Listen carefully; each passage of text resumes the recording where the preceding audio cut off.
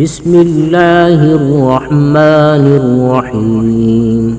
تبارك الذي بيده الملك وهو على كل شيء قدير، الذي خلق الموت والحياة ليبلوكم أيكم أحسن عملا، وهو العزيز الغفور، الذي خلق 7 سماوات طباقا ما ترى في خلق الرحمن من تفاوت، فارجع البصر هل ترى من فطور، ثم ارجع البصر كرتين ينقلب إليك البصر خاسئا وهو حسير، ولقد زينا السماء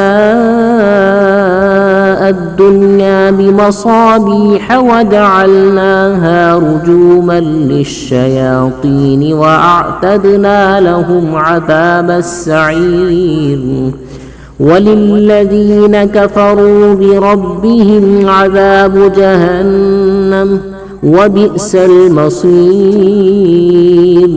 إذا ألقوا فيها سمعوا لها شهيقا وهي تفور تكاد تميز من الغيظ، كلما ألقي فيها فوج سألهم خزنتها ألم يأتكم نذير، قالوا بلى قد جاءنا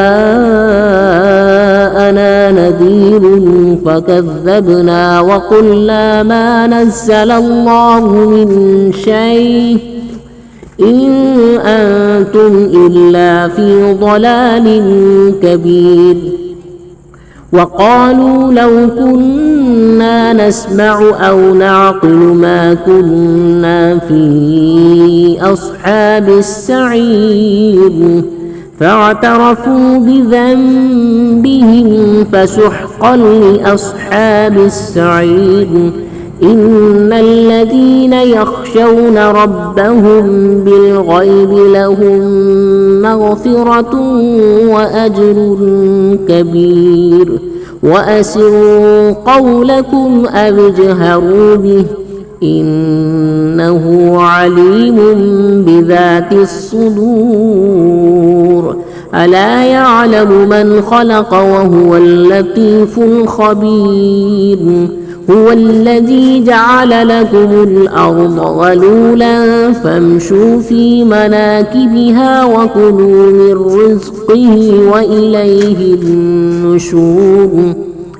أأمنتم من في السماء أن يخسف بكم الأرض فإذا هي تمور، أم أمنتم من في السماء أن يرسل عليكم حاصبا فستعلمون كيف نذير، ولقد كذب الذين من قبلهم فكيف كان نكير.